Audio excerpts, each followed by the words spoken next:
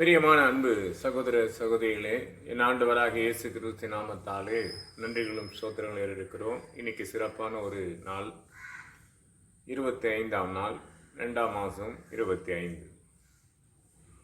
இந்த நாட்களில் இந்த ஆண்டு ஒரு செய்திகளை பகிர்ந்து கொள்ளக்கூடியதாக இருந்தாலும், கடந்த ஆண்டு அடுத்த நாள் 26ஆம் தேதி என் சகோதரன் மரித்ததை கொடுத்து ஒரு வேதனையும் உண்டாக்கினாலும் கர்த்தர் எல்லாத்தையும் அதை நேர்த்தியாக மாற்றுவார். ஆனால் நேற்று தினத்தை பார்த்தோம், 2024ஆம் ஆண்டில் சரியாக இந்த மாதத்தில் 24/2/2024 ஒரு மகனுக்கு நம்ம சபை சார்ந்து பக்கத்தில் ஒரு கிராமத்தை சார்ந்த ஒரு மகளுக்கும் திருமணத்தை நேர்த்தியாக அழகாக ஆலயத்தில் அந்த திருமணம் நடந்தது. மிக சந்தோஷத்தோடு வான வேடிக்கையோடு அது பண்ணப்பட்டது.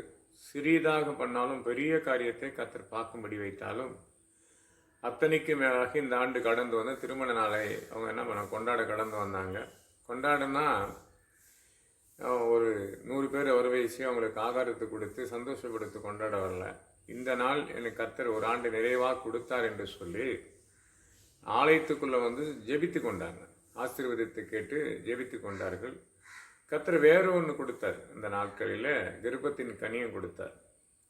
ஒரு ஆண்டு நிறைவுக்கு முன்பே கர்ப்பத்தை சுமக்கக்கூடிய ஒரு சூழ்நிலை ஏற்படுத்தி அது சந்தோஷத்தோடு இருவரெல்லாம் மூவராக கர்த்தர் அமைச்சு கொடுத்தார். இந்த சிறப்பான நாட்கள் 2025ஆம் ஆண்டு 25ஆம் தேதி இன்றைக்கி விட சிலர்லாம் பார்த்திங்கன்னா நிறைய காரியங்கள் செய்வாங்க.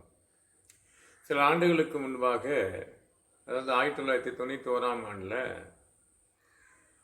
திருமணம் நடந்தது. அது என்ன டேட்டான்னு சொன்னால் மே 1ஆம் தேதி, அந்த 1/5/91 இப்படி திருமண காலத்தை கொடுத்து நினைக்கக்கூடிய ஒரு சூழ்நிலையாக இருந்தது. ஏன்னா அப்போது நாள் கிடையாது, நேரம் தெரியாது, நாள் பார்க்க தெரியாது. மே 1ஆம் தேதி நான் இருந்ததாக தேவன் ஏற்படுத்தினான். இப்படிலாம் ஊழியத்தில் நான் வளர்ந்து வந்த காலங்கள் ஆண்டவர் ஏற்றுக்கொள்ளப்பட்ட பிற்பாடு என் திருமணத்துக்கும் நான் ஆண்டவர் ஏற்றுக்கொள்ளப்பட்டது குறைஞ்சது ஒரு 9 மாதத்துக்கு 9 வருஷத்துக்கு பிற்பாடு 98ஆம் ஆண்டில் 7ஆம் மாதம் 22ஆம் தேதி ஞானஸ்தானத்தை எடுத்தோம். குடும்பமாக எடுத்தோம். இன்றைக்கி இந்த ஊழியத்தை நிலையத்தை உட்கார வைத்திருக்காருன்னு சொன்னால் அதிலிருந்து வளர்ச்சி அடைந்த காலங்கள் அநேகம். வளர்ச்சி அடைந்து சொன்னால் சொத்தமும் சுகத்தையும் சேர்க்கல. ஏராளமான ஆத்துமாக்களை எந்தெந்த கிராமத்தை கடந்து போனாலும் சொல்லக்கூடிய ஆத்துமாக்கள் முடியாத இடத்துல கூட கடந்து போய் சுவிசேஷம் அறிவிக்கும் போது கர்த்தர் கிரியை செய்து முடிப்பார். இதுதான் இந்த ஊழியத்தினுடைய பெரிய ஒரு படியாக இருந்தது. இன்னைக்கும் அப்படித்தான். என்னன்னா கடந்து போக முடியல, அவ்வளோதான். இப்படி கடந்து போகிற பயணங்களில் சில இடங்களில் விதைத்த அறுவடைகள் மத்தன ஒரு சந்தோஷம் இருக்கும் இல்லையா? ஒருத்தரை நம்மளை கூப்பிட்ற விதங்கள், சிலர் ஐயானுவாங்க, சிலர் அங்கிள் இல்லுவாங்க, சிலர் அப்பானுவாங்க. எனக்கு அந்த கிருபை அதிகம். பாஸ்டப்பா வராருன்னு தான் எல்லாருமே சொன்னேன். இன்றைக்கி எங்கள் கிராமத்தில் கூட எப்படி சொந்த பந்தம் கூட அநேகர் இந்த கிராமத்தில் உண்டு. ஆனால் எல்லாரும் ஒரே கேட்டகரியை தான் கூடுவாங்க. பிள்ளைன்றவர் கூட பாஸ்டப்பா போகிறாருன்னு தான் சொல்லுவாங்க. அப்படி ஒரு கிருபை கர்த்தர் இங்கே மட்டும் இல்லை, ஈரோடு பகுதி வரைக்கும் இப்படி தான் என்னை கூடுவாங்க. நான் ஒரு வாட்டி பள்ளிப்பட்டுக்கு போயிட்டு திரும்பி வரும்போது என் கூட நிறைய ரெவரண்ட் வந்துன்னுக்கிறாங்க. அவங்க முன்னாடி போகிறாங்க. நான் எப்பவுமே வந்து ஒரு கும்பலில் சேர்ந்து தன்னுடைய இதுவை காட்டிக்க மாட்டேன். அந்த கடந்து போகிற பாதையும் ஒரு வித்தியாசமாக இருக்கும். சாதாரண ஒரு வண்டியில் உட்காந்து போயின்னு இருப்பேன். அதுக்காக காரோ இல்லை அதுக்காக ஒரு வாகனத்தை ரெடி பண்ணி வந்தால் தான் நான் போகலாம் கிடையாது. அது பஸ்ஸாக இருந்தால் கூட ஏறி போய்க்கின்னு இருப்பேன். இதுதான் தேவன் எனக்கு கற்றுக் கொடுத்தது. அப்போ வரும்போது இவர் ரெவரண்ட் ஐயா வந்துட்டார், இவர் போதகர் வந்துட்டார் அப்படின்னு சொல்லிக்கிறாங்க. நான் வந்துன்னுக்கிறேன் சைட்லேருந்து. பாஸ்டப்பா வந்திருக்காரு அப்படின்னாங்க. அப்போ எல்லாரும் திரும்பி என்னை பார்த்தாங்க. அவங்களுக்கு அன்றைய பொழுது எனக்கு வயது வேறு, அன்றைய பொழுது அவங்களுக்கு ஒரு வயது, அப்பான்னு கூப்பிடக்கூடிய வயதுக்குள்ளவர்களை போதகர்னு தான் கூப்பிட்றாங்க. ஆனால் என்னை பார்த்தீங்கன்னா பாஸ்டப்பா வராரு. இது வந்து எல்லா இடங்களிலே எனக்கு கர்த்தர் கொடுத்த கிஃப்ட்டு. சென்னை பகுதியாக இருக்கட்டும், எங்கே போனாலும் என்னை அப்படி கூப்பிடக்கூடிய ஒரு சிலர் மாற்றி கூப்பிட்டுக்கலாம். பெஸ்ட் ஃப்ரெண்டெல்லாம் இருப்பாங்க இல்லையா? அவங்க வந்து எப்போ என் பேர் சொல்லி கூப்பிட்டுக்கோங்க.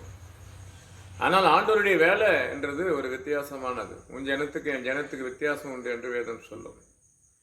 அப்போ அந்த வேதத்தினுடைய ரகசியம் என்ன, எப்படி சொல்லுது? யாத்திராகத்தில் இருக்கும் உன் ஜனத்துக்கும் என் ஜனத்துக்கும் வித்தியாசம் உண்டு.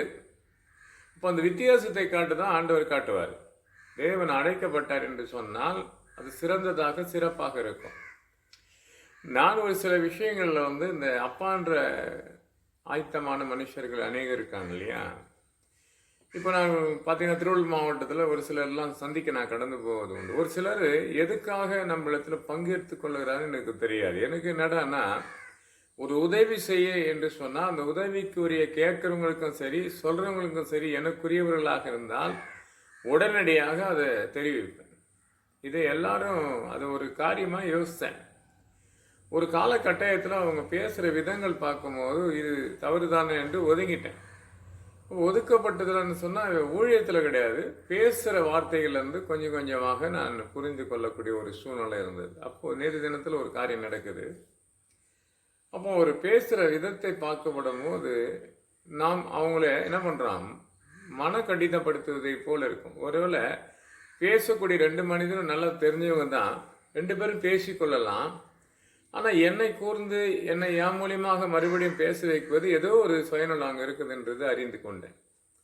அப்போது இவர் சொன்ன வார்த்தைகளுக்கும் அவங்க கேட்ட வார்த்தைக்கும் ஒரு வித்தியாசமாக கர்த்தர் என்னோட பேசுகிறார். அப்படி பேசப்படும் போது சில விஷயத்தை ஜாக்கிரதை உள்ளவராக இருந்தால் நிச்சயமாக நல்லா இருக்கும். தினத்து நடந்தது கூட அவரை நினைச்சேன். காலையில் அதிகாலையில், இந்த அதிகாலையில் தான் கூட செய்தி இன்றைக்கு தான் காலையில் எடுத்துக்கொண்டிருக்கிறேன். இந்த செய்தி எடுக்கும் போது எனக்கு ஞாபகப்படுத்துகிறார் நேற்று நடந்தது. எதற்காக நம்ம அப்போ நான் யோசிக்கிறேன், இவருக்குரியவர் அவரை நல்லா தெரியும், எனக்கு முன்பாக அவங்க பழக்கம், எனக்குரியதாக சொல்லி நான் கேட்கப்பட்ட நிமித்தமாக இவருக்கு ஒரு மன கடிதம். ஆனால் அவர் இருக்கிற இடம் வந்து ஒரு எந்த இடத்துல இருந்தாலும் தெரியாது. அந்த ஃபோன் அவருக்கு டிஸ்டர்ப் கொடுக்குது. அப்போ நமக்கு என்ன பண்ணுதுங்க, அந்த வார்த்தை சொல்லும் போது ஐயோ தப்பு பண்ணிட்டோமே நம்ம அப்படி தான் யோசிப்பேன். அவர் என்ன இப்படி இது ஏதோ ஒரு காரியத்தை சொல்லப்படும் போது உணர்ந்தது எனக்கு. அது எனக்கு புரிஞ்சு போச்சு. ஏன்னா ஆனால் ஒரு காரியம் என்னன்னா, கர்த்தர் எனக்கும் அவருக்கு ஒரு உறவு வச்சார்னா அப்போ பிள்ளை என்ற உறவு. அப்போ அதுக்கு கூட அந்த இடத்துக்கு இவ்வளோதான், இதுக்கு மேலே அதை கடந்து போகக்கூடாதுன்றது புரிஞ்சு கொண்டேன். இந்த அதிகாலையில் ஒரு சில கேள்விகளுக்கு பதில் கொடுக்கக்கூடியதாக இருந்தது. அப்போ அந்த கேள்விக்கு கூட சொல்ல பாருங்க, கொஞ்சம் கூட தாமதிக்காது கேட்பேன் நான், யாராக இருந்தாலும். ஏன்னா இப்படி பேசினாங்கன்னு கேட்க மாட்டேன், அது என்னத்துக்காக பேசினாங்கன்னு சொல்லி யோசிப்பேன். அப்போ அதை யோசித்து கேட்கும்போது இல்லை சும்மா கேட்டேன்ற மாதிரி அந்த பதில், ஓகே நீ போயிட்டு வரலாம்னு சொல்லிட்டு நான் கடந்து வந்துட்டேன். அப்படி வாழ்க்கையில் பார்த்தீங்கன்னா நம்மளை சூழ்ந்திருக்கிற காரியம் நமக்கு தெரியாது. அது மகனாக இருக்கலாம், மகனாக இருக்கலாம், அநேக விசுவாசிகள் என்னை தகப்பன்றதுனால எல்லாம் பிள்ளைகளாக இருக்கலாம். அங்கே சுயத்தில் சாய்ந்தால் எதையுமே ஜெயிக்க முடியாது. ஆனால் கர்த்தரிடத்தில் நீ அர்ப்பணித்து ஒப்பு கொடுத்தால் உன்னை வாளாக்காமல் தலையாக்குவார். இந்த ஒரு வசனம் வாசிக்கிற ஏசாயா புத்தகத்துல இருந்து ரொம்ப நல்லா இருக்கும். அது சிறந்த ஒரு வசனமாக இருக்கும். சங்கீத புத்தகத்துல 139 சங்கீதத்துல கடைசி வசனம் தான் படிக்கிறேன், 23, 24. ரொம்ப பிடிக்கும் இது. நான் படித்து இந்த பைபிளை கொடுத்து ரொம்ப ஆண்டாச்சு. நான் சில பைபிள் பார்த்தேன்டா, இந்த பைபிளை நான் கொடுத்த வருஷம் எனக்கு சரியா ஞாபகம் இல்லை. ஆனால் நான் படித்த பைபிள் தான் இது. இது என் மகளுக்கு கொடுத்த நிமித்தமாக என்னுடைய பைபிள் உள்ள மாட்டின்னு இருக்குது. அதனால் எடுக்க முடியாத ஒரு சூழ்நிலை. 2017 ஆண்டு பைபிள் இது. நான் ஒரு வருஷத்துக்கு என் பைபிளை முடிக்கும் போது யாராவது கேட்குறாங்கன்னா அவங்களுக்கு கொடுத்துருவேன். ஆனால் நான் இப்போ படிச்சுக்கிற பைபிள் குறைஞ்சது 3 வருஷத்துக்கு மேலே ஒரே பைபிள் வச்சுன்னு இருக்கிறேன், முடிக்கவே இல்லை. காரணங்கள் என்னன்னா, தொடர்ந்து இந்த 3 வருஷம் தொடர்ந்து வந்த பிரச்சனைகள், பலவீனங்கள், அவமானம், நிந்தனைகள், அந்த வேதத்தை படிக்கக்கூடிய நேரத்தையும் அர்ப்பணிக்கலை. ஆண்டவராக இயேசு கிறிஸ்து ரொம்ப சிம்பிளாக முடிச்சிடுறேன். ஏன்னா மனுஷனுக்கு என்ன வேணும் என்று சொல்லி இங்கே சங்கீதம் 139 சங்கீதத்தில் 23 வசனம் படிக்கிறேன். தேவன் என்னை ஆராய்ந்து என் இதயத்தை அறிந்து கொள்ளும், என்னையும் சோதித்து என் சிந்தனையும் அறிந்து கொள்ளும். நல்லா பாருங்க, அழகா இருக்கு இந்த வசனமே. தேவனே என்னை ஆராய்ந்து என் இதயத்தை அறிந்து கொள்ளும், என்னை சோதித்து என் சிந்தனையை அறிந்து கொள்ளும். அடுத்து 24, வேதனை உண்டாகின்ற வழிகள் என்னிடத்தில் உண்டோ என்று பார்த்து நித்திய வழியிலே என்னை நடத்தும். வேதனை உண்டாகிற வழி என்னிடத்தில், என்னால் நிமித்தமாக மற்றவங்களுக்கு வேதனை வரக்கூடாது, மற்றவங்க நிமித்தமாக எனக்கு வேதனை வராதபடி என்னை நடத்தும் என்று ஆண்டவராக இயேசு கிறிஸ்து சொல்லப்பட்ட வார்த்தை. பார்க்குற அன்பு சகோதர சகோதரிகளே, சில இடத்துல நான் பேசக்கூடிய வார்த்தைகள் சில மனநோய் கூட உண்டாயிருக்குன்னு சொல்லி யோசிக்கிறேன். டோட்டலாகவே அப்போது யாருக்கிட்ட அது பேசப்படும் போது நீங்கள் தங்கி நிற்கும் போதோ இல்லை பேசப்படும் போது இவருக்கு புரியுதா புரியலான்று கூட என்னை நினைக்கக்கூடிய ஒரு சூழ்நிலை ஏற்பட்டது ஒரு சில நாட்களுக்கு முன்பாக. அதாவது நான் பலவீனப்பட்டு மருத்துவமனையில் வந்த பிற்பாடு, அதுக்கு பிற்பாடு ஒருத்தர் சொன்னார், அப்பா நீங்கள் இப்போ நல்லா இருக்கிறீங்க அப்படின்னாரு. ஏன்னா நேற்று ஈரோட்டில் பேசப்படும் போது தான், நேற்று முந்தா நாள் பேசின அன்பு சகோதரி என் மக தான். அதுவும் அப்பா முதல்ல மாதிரி கிடையாது, இப்போ சூப்பராக ஆகிட்டீங்க, பழையபடி மெசேஜ். அப்போது என்னுடைய இதுக்கு முன்னாடி ஏதோ நடந்திருக்கிறத மட்டும் புரிந்து கொண்டேன்.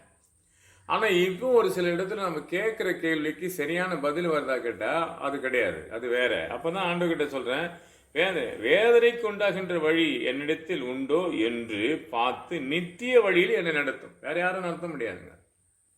பரமேஸ்வருவாங்க இல்லையா? இப்போ நடத்தாதபடி இந்த உலகத்தில் உன் வாழ்க்கையில் யாரை கேட்கணும்னு சொன்னால் தேவனை தான் கேட்கணும். முதல்ல கேட்குற விதம் 23, ரெண்டாவது கேட்கறது பதில் 24.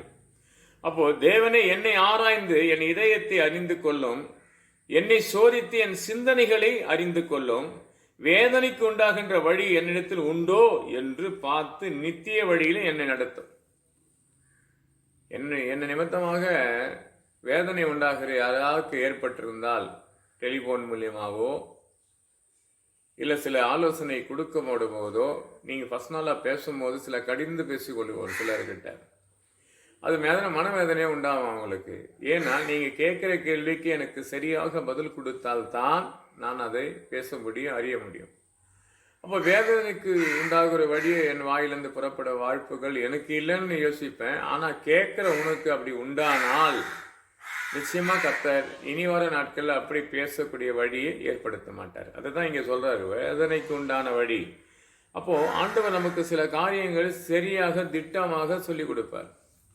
அப்போ அந்த சொல்லி கொடுக்குற வசனத்தை புரித்து கொண்டு அதன்படி நடந்தால் உன்னுடைய ஆசீர்வாதம் என்ன பண்ணுவான், பெருக செய்வார். அதுதான் சங்கீதம் 139 சங்கீதம் ரொம்ப பிடிக்கும்.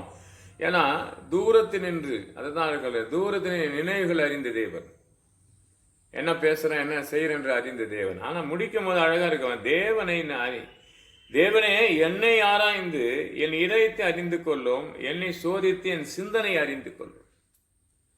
அப்போ என்ன பேசணும்னு தேவன் சொல்லி கொடுத்து பேசப்பட்டது நல்லா இருக்கும். ஒரு இடத்துல சிலருக்கு நம்ம கொடுக்குற ஆலோசனை கடினமாக இருக்கும். ஏன்னா நான் எல்லாரோடையும் பகிர்ந்து கொள்ளப்பட்டவங்க மக என்று சொல்லித்தான், மகன் சொல்லித்தான் பகிர்ந்து கொள்ளலாம். அவங்களை அதிகாரத்தில் ஒரு தகப்பன் ஸ்தானத்திலிருந்து சில கடினப்படுத்தும் போதோ இல்லை அது கொடுத்து அவங்களுக்கு உறுதியாக பேசப்படும் போதோ அதிகாரபூர்வமாக அது பிரசங்கிக்கப்படும் போதோ அவங்களுக்கு என்ன ஆகுது, அந்த தகப்பன் என்ற ஸ்தலத்தை விட்டு இவர் என் தகப்பனா என்ற கூட நினைக்கக்கூடிய ஒரு சூழ்நிலை கூட சில இடங்களில் நடந்திருக்கலாம். ஆனால் அதை கொடுத்து நான் யோசிக்க மாட்டேன். ஆனால் இனி வர காலத்தில் அதை யோசிக்கக்கூடிய ஒரு சூழ்நிலை தேவன் பேசுகிறாரு. அதுக்கு தான் 24 வசனம், வேதனைக்கு உண்டான வழிகள் என்னிடத்தில் உண்டோ என்று பார்த்து நித்திய வழியை நடத்தும். என்னிடத்தில் வேதனை உண்டானுங்கிற பிரசங்கமாக இருக்கக்கூடாது, வேதனை நீங்கக்கூடிய பிரசங்கமாக இருக்குன்னு தான் தேவனிடத்தில் எப்பவுமே கேட்பேன். சத்தியத்தை சுவிசேஷம் அறிவிப்பது லேசானது கிடையாதுங்க. இனி வர காலத்தில், ஒரு காலத்தில் சுவிசேஷன்றது உட்காந்து நிதானமாக கேட்டு நடந்தவர் காலம் கடந்து போய் இன்னைக்கு ஷார்ட்டாக ஒரு சுவிசேஷத்தை முடிக்கிறாங்க. அந்த ஷார்ட்டில் பல அர்த்தங்கள் உண்டு. ஒருத்தர் சொன்னாங்க, பிசாசு ஓட்டியவார்கள் இயேசு நாமத்தில் இவங்க பிசாசு. நான் நல்லா தெரிஞ்சுங்க, தேசத்தில் அத்தனை மக்கள் மேலும் பிசாசு கிரிகள் அலுமோதி கொண்டு தான் இருக்குது அனுதினம். நிறைய பேருக்கு தெரியாதுங்க, பேய் பூச்சி சிவரிட்டு இல்லைங்க, நீ பேசுகிற வார்த்தை பிசாசனுடைய அதிகாரத்துக்கு உள்பட்டவர்களாக தான் இன்னைக்கு நான் நிறைய பேர் சுவிசேஷம் அறிவிப்பது.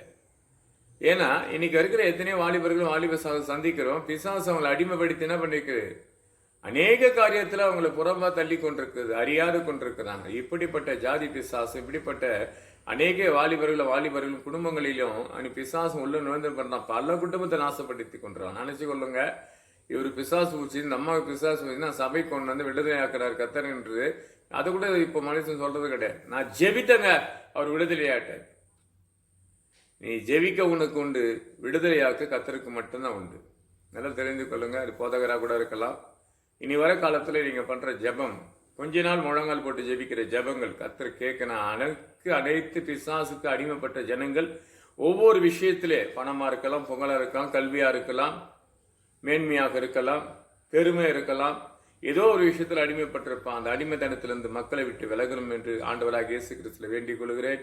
பார்க்குற அன்பு சகோதர சகோதரிகளே, நல்ல ஜெபிங்க, ஜெபித்து வெற்றியை பெறுங்க. ஒரு இடத்தில் நான் பேசுகிற இடங்களிலே என்னிடத்திலிருந்து ஏதாவது மன கஷ்டத்தை உண்டாக்குற காரியம் வந்தால் என்னை மன்னித்தருங்க. கர்த்தர் உங்களை மேலே மேலே ஆசீர்வதிப்பாராக. ஆமேன், ஆமேன், ஆமேன்.